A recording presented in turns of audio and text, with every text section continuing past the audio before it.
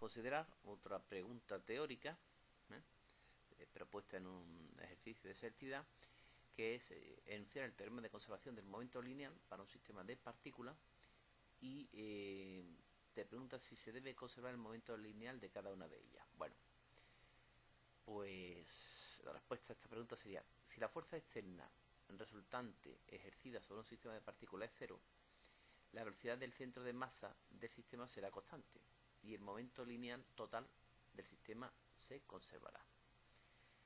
El momento lineal que se conserva es el de la totalidad del sistema, ya que el momento de cada partícula puede variar debido a las interacciones que puede haber entre ellas.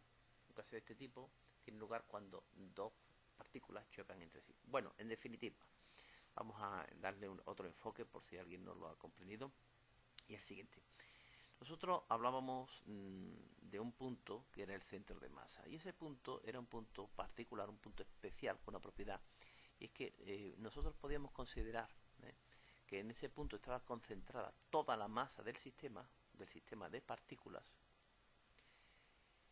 y sobre él actuaban todas las fuerzas externas. Entonces ese punto era un punto representativo, de manera que si yo ahí aplicaba todas las fuerzas externas, la resultante de las fuerzas externas, a una partícula de masa m, suponía que toda la masa estaba concentrada ahí, pues eso me daba el movimiento, me daba una buena descripción del movimiento de mi sistema. Entonces, habría que decir que todo esto tiene sentido hablarlo cuando estamos hablando de un sistema de partículas, con partículas puntuales o con una distribución de masa. No tiene sentido hablar de centro de masa cuando tengo una única partícula. Yo aplico mis leyes de Newton normal y corriente y para una única partícula, y no tengo por qué introducir el concepto de centro de masa.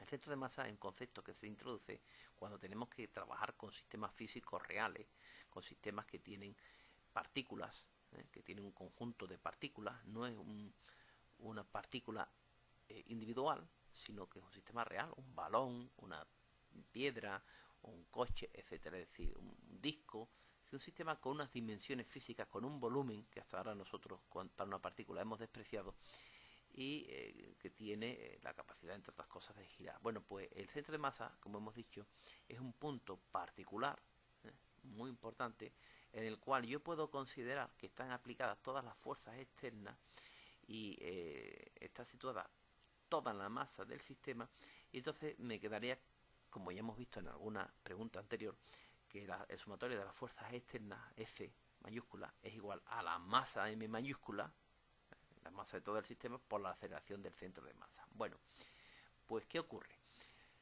Que si la fuerza externa, mentalmente nos imaginamos la fórmula, F mayúscula a la izquierda, resultante ejercida sobre un sistema es cero, F es igual a cero, entonces la aceleración del centro de masa va a ser cero. Y si la aceleración del centro de masa, la velocidad del centro de masa va a ser constante.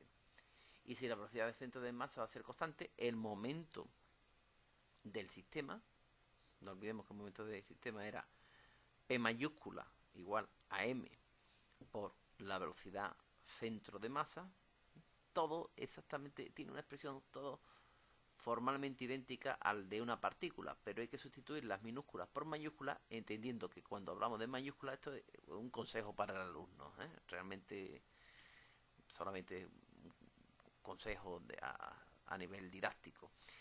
Todas las fórmulas que yo he obtenido para una partícula se pueden aplicar a un sistema de partículas, con la salvedad, primero, de que tenemos que introducir el concepto de centro de masa. Segundo, de que como tengo un sistema de partículas, ahí habrá fuerzas internas, que no tienen, por supuesto, sentido hablar de fuerzas internas cuando tengo una única partícula, porque si tengo una única partícula no va a haber una fuerza interna a una partícula, que es indivisible. Y tercero, que hay que sustituir las minúsculas por mayúsculas, entendiendo que, por ejemplo, P minúscula sería la cantidad de movimiento de una partícula, mientras que P mayúscula es la cantidad de movimiento del sistema. Entonces P mayúscula es M mayúscula, que es la masa del centro de masa, del sistema, por la velocidad del centro de masa. Entonces, haciendo estas salvedades y introduciendo, como hemos dicho, el concepto de centro de masa y el concepto de fuerzas internas y externas, pues nosotros podemos, de manera análoga como trabajábamos con la dinámica de una partícula, pues seguir trabajando, de cierto modo, con un sistema de partículas. Hemos dicho en cierto modo porque tenemos que hacer otras consideraciones más, pero esto es para la rotación, ¿eh? No lo vamos a ver de momento, ¿eh? Solo si el sólido rota, pero ahora vamos a considerar que no hay rotación, ¿vale? Entonces, resumiendo, si mentalmente nos imaginamos fuerzas externas es igual, la ecuación fuerzas externas es igual a masa del sistema por la aceleración del centro de masa, entonces si la fuerza externa vale cero, la aceleración del centro de masa vale cero, por tanto la velocidad del centro de masa será constante, por tanto la cantidad de movimiento lineal, que es P igual a M por V, V centro de masa será constante, pero esto no quiere decir que la cantidad de movimiento de cada una de las partículas sea constante, porque pueden variar, ¿eh? Y lo que gane una pierde otro. Entonces el momento lineal que se conserva es el de la totalidad del sistema, ya que el momento de cada partícula puede variar debido a las interacciones que puede haber entre ellas. Un caso de este tipo tiene lugar cuando dos partículas chocan entre sí.